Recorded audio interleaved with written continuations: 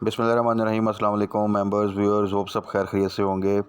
आज की वीडियो में जी डिस्कस करते हैं मार्केट इस वक्त काफ़ी एग्रेसिवली जो है वो बिहेव कर रही है। आपने देखा कल मार्केट ने तकरीबन 800 पॉइंट जो है वो पॉजिटिव क्लोजिंग दी। आज मार्केट ने 400 ज़्यादा पॉइंट की नेगेटिव क्लोजिंग दी।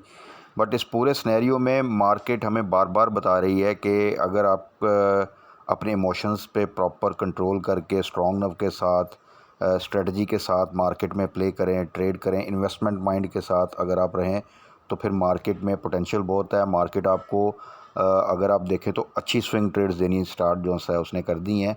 और बट इससे फ़ायदा वही लेगा जो राइट टाइम पे राइट डिसीजन करेगा। और ये चीज़ें कंटिन्यूसली हम डिस्कस करते हैं कि मार्केट में पोटेंशियल है। अब जब से आपने देखा एक अच्छी रिकवरी आई, उसमें डेफिनेटली करेक्शन भी आनी है। It's a part of market, it's a part of game. वो ज़रूरी भी होता है सम टाइम। उस करेक्शन के बाद दोबारा से मार्केट बाउंस बैक भी करेगी। अब इसमें इस पूरे सिनेरियो में डेफिनेटली जो स्टॉक्स बढ़ेंगे उनमें करेक्शन आएगी। जब करेक्शन आएगी उसके बाद बाउंस बैक भी करेंगे। इस पूरे सिनेरियो में जो प्रॉपर टाइमिंग के साथ एग्ज़िट लेगा और री एंटर करेगा तो वो बार बार एक स्टॉक से भी प्रॉफिट जो है वो गेन कर सकता है। ज़रूरी नहीं कि वो बिल्कुल एक्यूरेटली करे, बट एटलीस्ट उसकी प्रोबेबिलिटी जो सी है वो इंक्रीज़ हो जाएगी कुछ ना कुछ गेन करने की। और अगर आपकी टाइमिंग ख़राब होगी तो फिर आपकी प्रोबेबिलिटी बढ़ जाती है या तो स्टक होने की या कुछ ना कुछ लॉस करने की। तो इन चीज़ों को थोड़ा सा आप देखें, इसीलिए अपने टारगेट्स रखें कि जो बाइंग रेंज बनती है जब डिप आता है तभी बाय करना है। किसी किस्म की ग्रीड में आके, किसी किस्म की रूमर मार्केट में जो आती है न्यूज़ बेस, बिल्कुल टॉप पे जाके बाय करना वो रिस्की होता है। तो ये थोड़ी सी चीज़ों को आज डिस्कस करते हैं कि कल के जो गेनर थे वो आज के अगर आप देखें तो वो पॉइंट्स जो से हैं जिन जो मेजर कंट्रीब्यूटर थे KSE 100 इंडेक्स में, वो आज अगर आप देखें तो वही ज़्यादातर जो से हैं वो डिक्लाइन साइड पे थे और उन्होंने नेगेटिव पॉइंट्स कंट्रीब्यूट किए। तो इन चीज़ों को थोड़ा सा डिस्कस कर लेते हैं क्योंकि इन्हीं की बेस के ऊपर आने वाले दिनों में भी आप अपना प्रॉफिट जो है वो सिक्योर कर सकते हैं, या फिर आप जो है वो थोड़ी सी गलत स्ट्रेटजी के साथ अगर आप ट्रेड करते हैं, बाय करते हैं, तो फिर आप पैनिक में भी आ सकते हैं। इन दोनों चीज़ों से आपने अपने आप को सेफ़ रखना है। तो सबसे पहले आ जाते हैं मार्केट की तरफ। आज मार्केट की जो क्लोजिंग आई है KSE 100 इंडेक्स की, वो 419 की आई है। 47,808 के ऊपर क्लोज़ की है। वॉल्यूम ठीक थे। अब अगर आप थोड़ा सा देखें मार्केट के हवाले से कि गवर्नमेंट जो सी है, आपको पता है कि वो असम्बलियाँ तहलील हो चुकी हैं। अपने वज़ीर-ए-आज़म का नाम अभी तक फ़ाइनल नहीं हुआ, नाम डिफरेंट आ रहे हैं, आपको पता है।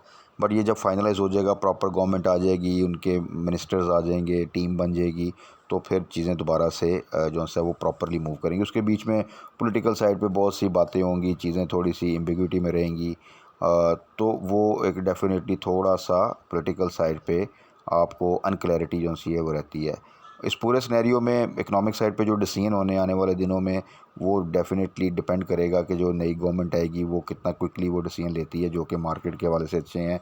आपने कल देखा कि कल वो न्यूज़ आई एक डिविडेंड के हवाले से, OGDC वगैरह के, कि IMF उस पर एग्री कर रहा है और उसमें वो फिर एक कैलकुलेशन आ जाती है कि इस दफ़ा जो है ना वो बस 700%, 600%, 500% डिविडेंड जो है वो आ सकता है।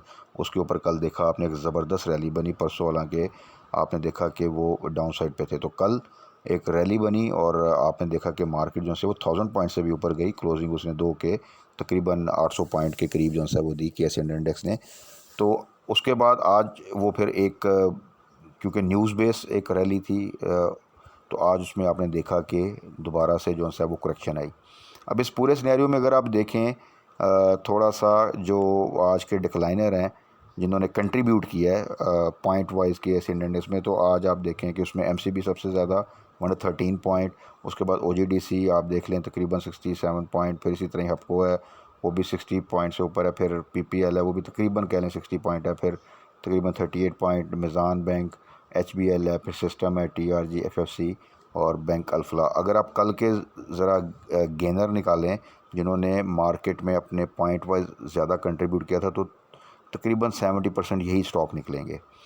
हपको ने कल अगर आप देखें तो वो पॉइंट कंट्रीब्यूशन उसकी ज़्यादा होगी। OGDC होगा, PPL होगा, ये आपके बैंक्स थे। तो कहने का मकसद ये है कि ये दो चीज़ें इसमें आपको एक चीज़ अंडरस्टैंड करनी चाहिए कि जब एक स्टॉक किसी न्यूज़ पे, किसी रूमर पे एग्रेसिवली इंक्रीज़ होता है और वो जो उसकी फिर शॉर्ट टर्म एक गेन होता है, उसके बाद उसमें करेक्शन लेनी होती है। अगर वो न्यूज़ फिर प्रैक्टिकली आगे आती है तो देन वो फिर एक सस्टेनेबल रैली बनती है। तो इस सिनेरियो में अगर आप जब डिप आता है और आपको ये पता है कि जिस तरह OGDC हैं, पीपीएल के रिज़ल्ट आने आगे, और ये तो हमें पता है कि वो 500-400% डिविडेंड दें ना दें, वो डिपेंड करेगा उस वक्त की सिचुएशन पे, बट अच्छा डिविडेंड एक्सपेक्टेड है और अच्छा रिजल्ट एक्सपेक्टेड है, मींस कि उनमें ग्रोथ है। तो जो प्रेजेंट सिनेरियो उसके हिसाब से देखना आपने कि एक रीज़नेबल जब करेक्शन आ जाती है तो वहाँ पे अगर आप बाय करेंगे तो बाउंस बैक वो ज़रूर करेंगे। हाँ, मीनवाइल अगर ऐसी कोई न्यूज़ आ गई जिस तरह की कल आई थी तो फिर वो एक एग्रेसिव रैली बन जाती है। बट उस न्यूज़ के ऊपर अगर आज आप देखें जिन लोगों ने 107 के ऊपर जाके बाय कर लिया होगा OGDC, या 106 पे जाके बाय कर लिया होगा, आज उसकी क्लोजिंग जो है वो 100 पे आ गई है, तो ये एक स्ट्रेटजी जो है वो अच्छी नहीं है। और ये मैं बार बार कहता हूँ कि स्टॉक जितना मर्ज़ी अच्छा हो, अगर वो हाई साइड पे है तो वो रिस्की हो जाता है। इसी तरह स्टॉक अगर एक मीडियोकर स्टॉक भी है, बहुत अच्छा स्टॉक भी नहीं है, लेकिन वो बिल्कुल लो साइड पे है, तो उसमें रिस्क आपका मिनिमम रह जाता है और कुछ ना कुछ गेन करके ही आप उसमें से निकलते हैं। तो इस तरह की चीज़ों को और अगर आप थोड़ा सा फोकस करेंगे तो आपको फ़ायदा होगा। अगर आप र्यूमर बेस एंट्री ले लेंगे फ़ौरन, और एक किसी चीज़ की एकदम खबर आई, कोई र्यूमर आई और वो स्टॉक एकदम हाई साइड पे गया और आपने बगैर देखे उस पर जंप इन कर लिया और बिल्कुल कैप के पास जाके उसको बाय कर लिया, या जब वो 5-6% बढ़ा बाय कर लिया, तो वो फिर आपका रिस्क जो है वो बढ़ जाता है। तो इस चीज़ को थोड़ा सा अवॉइड करें। सेक्टर वाइज देखें तो अभी भी IT सेक्टर में इन्वेस्टमेंट रखें, अपनी होल्ड करें, क्योंकि इस वक्त ज़्यादा फोकस अगर आप देखें रिसेंटली तो वो कुछ बैंकिंग सेक्टर के स्टॉक्स पे है, ऑयल एंड गैस में है, तो वो थोड़ा सा बाकी सेक्टर्स थोड़ा सा जो है वो आप देखें तो उस तरह की रैली नहीं बन पा रही। रीज़न बीइंग के जब ये 2-3 हैवी वेट्स जो सेक्टर्स हैं ये परफॉर्म करते तो आपने देखा कि मार्केट कितना ईजीली जो है वो आपके 800-900 पॉइंट पे चलेगी, जिसमें पावर सेक्टर ने कंट्रीब्यूट किया, ऑयल एंड गैस ने किया, बैंकिंग ने किया, तो ज़्यादातर हैवी वेट स्टॉक्स हैं। तो अब इसके साथ अगर IT भी हो जाए और बाकी भी सीमेंट भी चल पड़े तो फिर तो मार्केट दोबारा से आपको 2000 पॉइंट जो है ना प्लस देगी, जो कि इस तरह की सूरत हाल में फ़िलहाल पॉसिबल नहीं है। तो चीज़ें मैनेज होती हैं ख़ास तौर पे हमारी मार्केट में। और फिर सब जब एक और वैसे भी साइकी ऐसी है कि जब एक सेक्टर में कुछ रैली बनती नहीं हो जाती तो फिर सारी इन्वेस्टमेंट सारा ध्यान उस तरफ जाता है, तो बाकी सेक्टर उस वक्त के लिए जो है या उस दिन के लिए जो है वो थोड़ा सा लो साइड पे रहते हैं। तो इस पूरे सिनेरियो में आपने इस रिज़ल्ट सीज़न को फोकस करना है, कोशिश करनी है कि मैक्सिमम साइड पे इससे बेनिफिट ले सकें।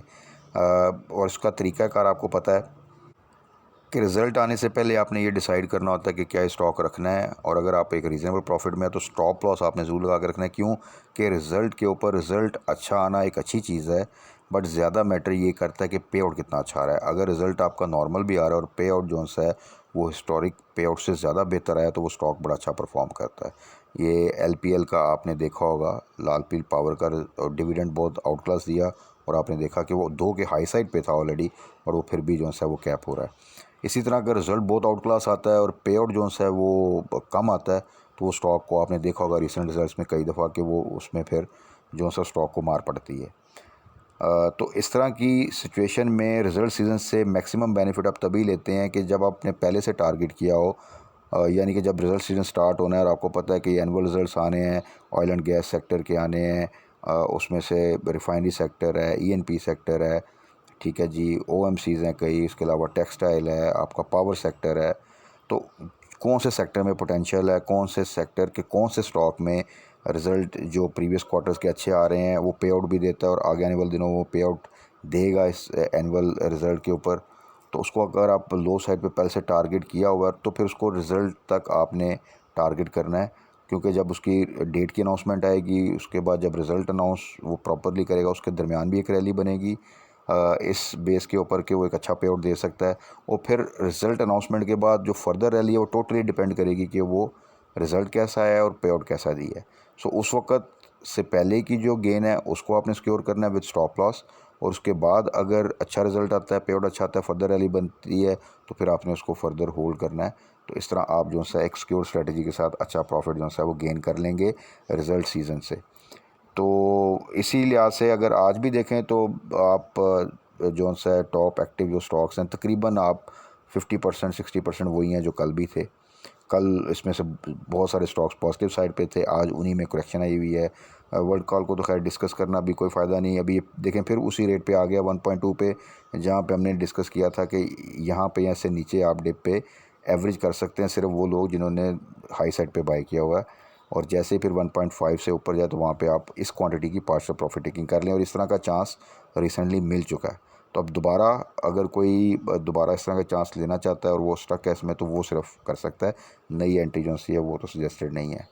उसके बाद बैंक अल्फला जो है जी, अगर आप देखें तो इसने काफ़ी अच्छा गेन किया है और अभी 40 पे है। तो इन रेट्स के ऊपर तो फ़िलहाल जो है वो अभी आप वेट करें डिप का। अगर आपने नई एंट्री लेनी है, जिनके पास है वो होल्ड कर सकते हैं, क्योंकि बैंकिंग सेक्टर के एक्चुअल जो रिजल्ट्स आते हैं वो आपकी एनुअल क्लोजिंग जो है दिसंबर क्लोजिंग के बाद आते हैं, तो वहाँ पे भी एक अच्छी रैली एक्सपेक्टेड होती है। उसके बाद आ जाएं जी ओ जी डी सी का एग्जैक्टली कल अगर आप देखें तो ज़बरदस्त रैली बनी, हाई साइड पे गया, आज हाई साइड पे ओपन होके दोबारा से अगर आप देखें तो फिर अब करेक्शन पे है, और आज इसने तकरीबन 100 की जो है वो क्लोजिंग दी है। तो एक अच्छी स्विंग ट्रेड अगर आप 3 दिन कंसिडर करें, परसों, कल का और आज का, तो जिसने टारगेट किया परसों जब ये डाउन साइड पे गया, 100 भी ब्रेक किया, और उसको अगर आज देखें उसने कल प्रॉपरली, आज उसने एग्ज़िट ले लिया, तो उसने 2-3 दिन में एक अच्छा जो है इसमें से प्रॉफिट गेन कर लिया। अब इसमें बहुत से लोग ऐसे भी हैं, देखें कल जिसने एक र्यूमर आई है और उन्होंने कल बिल्कुल कैप के पास बाय किया, या आज उन्होंने सोचा कि यार एंट्री ले लें, अब इसमें इसने बड़ा ज़बरदस्त डिविडेंड देना है और ये तो अब जनाब बहुत आगे जाएगा, तो वो अभी इस वक्त थोड़ा सा इस वक्त टेंशन में होंगे कि अब ये मैंने अगर बाय किया था तो 3 रुपये डाउन हो या 4 रुपये या 5 रुपये डाउन हो, तो अब वो थोड़ा सा कि अब इसको फर्दर एवरेज करूं, अगर कैश है और कैश नहीं है तो वेट करना पड़ेगा। तो इस तरह की सिचुएशन से बचने के लिए ज़रूरी है कि जिन स्टॉक्स में एक अच्छी रैली बन चुकी है उनको हाई साइड पे बाय ना करें, थोड़ा सा डिप का वेट करें। और बहुत से स्टॉक्स हैं अभी भी जिनमें अभी भी पोटेंशियल है और वो रैली बनेगी, थोड़ा टाइम लग सकता है लेकिन उसमें एटलीस्ट आपका रिस्क फैक्टर कम होगा। उसके बाद आ जाएँ टीपीएलपी देख लें, क्योंकि लो साइड पे ऑलरेडी आपको पता है बहुत अच्छी रैली नहीं बन रही, लेकिन क्योंकि ये जो रेट है बहुत अच्छा है, तो आज मार्केट 400 से ज़्यादा नेगेटिव भी है, तो फिर भी वो पॉजिटिव साइड पे, और आज 14 भी क्रॉस किया था इसने, और वहाँ से फिर डिप लेके वापस आया। तो असल चीज़ होती है कि प्राइस लेवल्स कैसे हैं, जहाँ पे आप अगर लें तो आपको अच्छा फ़ायदा हो सकता है। कुछ अर्से पहले आपको याद होगा यूनिटी का, कि यूनिटी जब 13-14 के करीब 12 इस दरमियान इन प्राइस रेंज में घूमता था, तो वहाँ पे शायद बहुत से लोग उसको कंसिडर ही नहीं कर रहे थे, और बट वहाँ से अगर आप देखें तो अब वो उसने क्या ज़बरदस्त रैली बनाई। लेकिन अब अगर आप जाके 26, 27, 28 पे लेंगे तो आई थिंक कि उसका रिस्क काफ़ी ज़्यादा है, तो इसलिए ये चीज़ों का थोड़ा सा ध्यान रखना ज़रूरी है। Synergy on the other and same, छोटा स्टॉक, रिफाइनरी सेक्टर का पेनी स्टॉक कह सकते हैं। बाकी रिफाइनरी के हवाले से बहुत कम इसमें अभी जो है वो मूवमेंट आई है, और अभी भी 3.48 पे क्लोजिंग आई है। कल थोड़ी बेहतर क्लोजिंग थी, आज नेगेटिव साइड पे, बट अगेन ये भी आपको 4+ से ऊपर की प्राइस तो दे चुका है, और दोबारा भी इंशाल्लाह ताला वहाँ तक चला जाएगा, तो वहाँ पे आपने फिर इसमें से एग्जिट ज़रूर लेना है। PRL सेम, ये भी तकरीबन 19 को टच करके आज इसने 16.63 क्लोजिंग दी है, कल तकरीबन 17 से ऊपर की क्लोजिंग थी। अगेन ये इंशाल्लाह 18 से ऊपर जाएगा। रिज़ल्ट भी इसके डेट अनाउंस हो चुकी है, सो उससे पहले उम्मीद है कि मार्केट थोड़ा सा भी सपोर्ट करेगी, तो ये इंशाल्लाह ताला दोबारा 18 to 20 की प्राइस आपको देगा, और वहाँ पे आपने दोबारा से इसमें प्रॉफिट टेकिंग करनी है, स्टॉप लॉस के साथ होल्ड करना है।